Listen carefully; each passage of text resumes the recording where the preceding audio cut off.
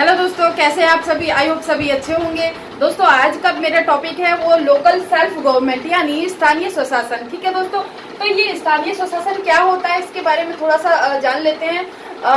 स्थानीय स्वशासन दोस्तों जैसे विलेज लेवल पर या डिस्ट्रिक्ट लेवल पर जो शासन जो होता है ना, उसको हम स्थानीय स्वशासन का नाम देते हैं। ठीक है, तो दोस्तों इसी के ऊपर हमारे आज जो भी प्रश्न है तो इसी के ऊपर बनेंगे। तो सबसे पहले बात करते हैं, पंचायती व्यवस्था का मूल उद्देश्य सुनिश्चित करता है। मतलब जो पंचायत जो सिस्टम होता है ना, तो उसका मतलब उसमें ये ऑप्शन देखते हैं कि पंचायती व्यवस्था का मूल उद्देश्य क्या है, क्या होता है। तो ऑप्शन देखते हैं, विकास में जन भागीदारी, नेक्स्ट है राजनीतिक जवाबदेही या लोकतांत्रिक विकेंद्रीकरण एंड वित्तीय संग्रहण। तो दोस्तों पंचायत जो है, पंचायत सिस्टम जो है, तो उसमें क्या आता है। तो देखिए दोस्तों, ये विकास में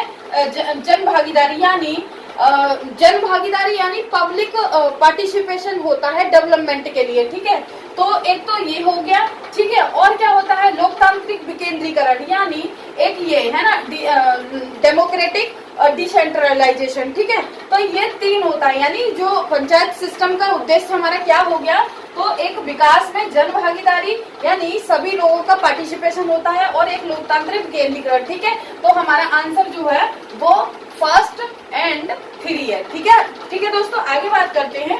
पंचायती राज से संबंधित समितियां है ना, जो कुछ समितियां हुई थी, तो उनका अनुशंसा यानी रिकमेंडेशन जो हुआ है वो किससे रिलेटेड है, तो वो थोड़े से देख लेते हैं। तो दोस्तों ये देखिए, बलवंत राय मेहता कमेटी जो हुई थी, ठीक है, तो ये कब हुई थी दोस्तों, ये 1957 में। ठीक है, 1957। थोड़ा सा मैं पंचायती राज के ब्रीफ में थोड़ा सा बता देती हूँ। देखिए दोस्तों, 2 अक्टूबर 1959 में है ना, 2 अक्टूबर 1959 में नागौर में यानी राजस्थान के जिले में जवाहरलाल नेहरू के द्वारा सबसे पहले पंचायती सिस्टम का मतलब उद्घाटन किया था वहां पर। ठीक है, नागौर में। तो दोस्तों वहीं से ये प्रक्रिया जारी है। ठीक है, तो अब जो बलवंत राय मेहता कमेटी जो हो गई ना, तो ये 1957 में आई गई थी। ठीक है, तो इसकी रिकमेंडेशन क्या थी, ये कमेटी चाहती थी कि पंचायतों के जो स्तर है वो 3 स्तर पर होने चाहिए। कि पंचायत का सिस्टम जो है वो थर्ड टायर सिस्टम होना चाहिए। कौन कौन सा, तो देखिए, ग्राम स्तर पर ग्राम पंचायत होनी चाहिए, का गठन होना चाहिए। ठीक है दोस्तों, खंड या ब्लॉक स्तर पर पंचायत समिति होनी चाहिए। ठीक है, और डिस्ट्रिक्ट स्तर पर, डिस्ट्रिक्ट लेवल पर डिस्ट्रिक्ट काउंसिल होनी चाहिए। ठीक है दोस्तों, तो इसका मेन मोटो ये था। ठीक है, नेक्स्ट कमेटी की बात करते हैं, अशोक मेहता कमेटी। तो अशोक मेहता कमेटी दोस्तों 1978 में आई थी। ठीक है, ये क्या चाहती थी, इसने रिकमेंड किया था कि पंचायतों के है ना 2 स्तरीय ढांचे की मांग करी थी, यानी 2 टायर गवर्नमेंट का इसने डिमांड की थी। तो इसमें कहा गया था कि जो पंचायत सिस्टम है उसमें सभी का पार्टिसिपेशन होना चाहिए, है ना। और जैसे ST लोग हो गए या फिर काफी लोगों का मतलब उसमें पार्टिसिपेशन होना चाहिए। ये नहीं कि किसी एक स्टेट की पावर किसी एक के ही हाथ में दे दी जाए, है ना। तो यानी जो छोटे लेवल के लोग हो गए या फिर सारा मतलब ऑल पीपल का पार्टिसिपेशन उसमें होना चाहिए। ठीक है, अब नेक्स्ट कमेटी आती है LM सिद्धवी कमेटी। LM मतलब लक्ष्मी मल है। ठीक है, लक्ष्मी मल सिद्धवी कमेटी जो आती है वो 1986 में आती है। ठीक है दोस्तों, तो इसका मोटो क्या था, ये चाहती थी कि पंचायती राज संस्थाओं में मतलब पंचायती राज सिस्टम जो है उस संस्थाओं को संवैधानिक दर्जा मिल जाए। ठीक है, ये कमेटी क्या चाहती थी कि पंचायती जो सिस्टम है उसमें संवैधानिक दर्जा मिल जाए।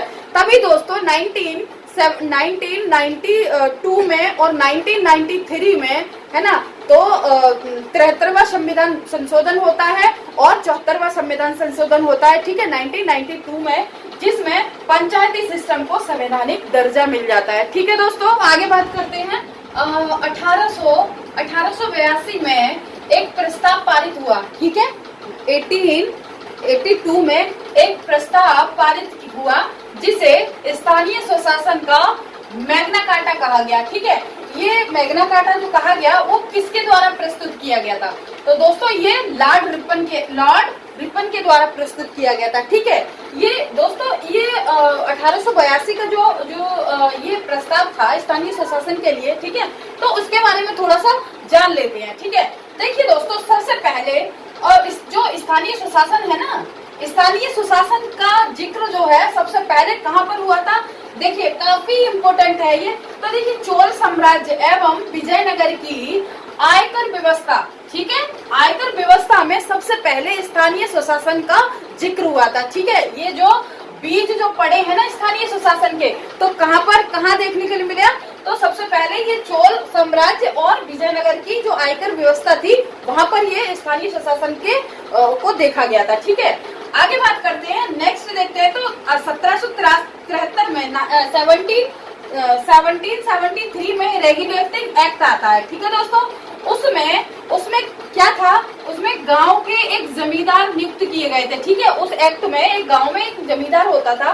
ठीक है, तो उसके तहत पंचायतों है ना, पंचायतों से स्वतंत्र और जवाबदेही हो, मतलब ऐसा कहा जाता है कि जो 1773 का रेगुलेटिंग एक्ट आया था, उसमें ये चीज आई गई थी कि एक गांव में एक जमींदार हो, उसके ही हाथ में सारी पावर होती थी कि खेतों में काम कैसे करना है, कैसे काम को मेंटेन करवाना, तो उसका इसमें जिक्र होता है। ठीक है, आगे बात करते हैं 1800। अब जो मेन टॉपिक है वो आता है कि 1882 में लॉर्ड रिपन ने, ठीक है, 1882 में लॉर्ड रिपन ने स्थानीय सुशासन को मैग्ना कार्टा कहा था। ठीक है, ये मैग्ना कार्टा क्या होता है दोस्तों, ये लिखित में एक डॉक्यूमेंट होता है। ठीक है, रिटन में एक डॉक्यूमेंट होता है ना, तो ये डॉक्यूमेंट था मैग्ना कार्टा। ठीक है, तो स्थानीय सुशासन के जनक के रूप में भी हम जानते हैं किनको, लॉर्ड रिपन को। लॉर्ड रिपन को ही स्थानीय सुशासन का जनक कहा जाता है। ठीक है दोस्तों, अब बात करते हैं, देखो 1935 में इंडियन गवर्नमेंट एक्ट आया था।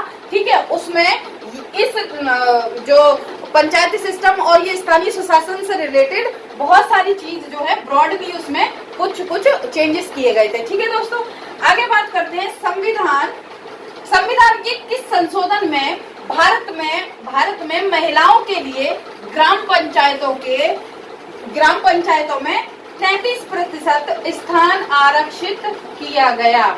मतलब कि इंडियन कॉन्स्टिट्यूशन के किस संशोधन में ऐसा कहा गया है कि ग्राम पंचायतों में महिलाओं को, मतलब वुमेन एम्पावरमेंट के लिए कुछ उनको सीट दी जाए। तो ऐसा किस अमेंडमेंट में कहा गया था, तो देखिए दोस्तों 73 अमेंडमेंट था। ठीक है, यानी 73वां संविधान संशोधन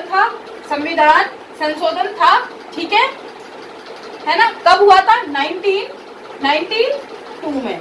ठीक है दोस्तों, तो उसमें कहा गया था कि महिलाओं को भी, कि भाई हर स्टेट में, हर गांव में या हर शहर में महिलाओं के लिए, उनके एम्पावरमेंट के लिए, महिला सशक्तिकरण को ध्यान में रखकर उनको भी ग्राम पंचायतों में स्थान दिया जाए। तो ये संविधान का कॉन्स्टिट्यूशन हुआ था, संविधान में कॉन्स्टिट्यूशन अमेंडमेंट हुआ था। ठीक है, तो 73वें संविधान संशोधन जो कि 1992 में हुआ था, उसमें 33% जो है 33% महिलाओं को आरक्षित किया गया था। ठीक है दोस्तों, तो ये रहा कुछ important collection. I hope session पसंद आया होगा। तो दोस्तों चैनल को लाइक करें, शेयर करें, सब्सक्राइब करें। Thank you so much. सभी लोग सुरक्षित रहें, घर पे रहें। Thank you.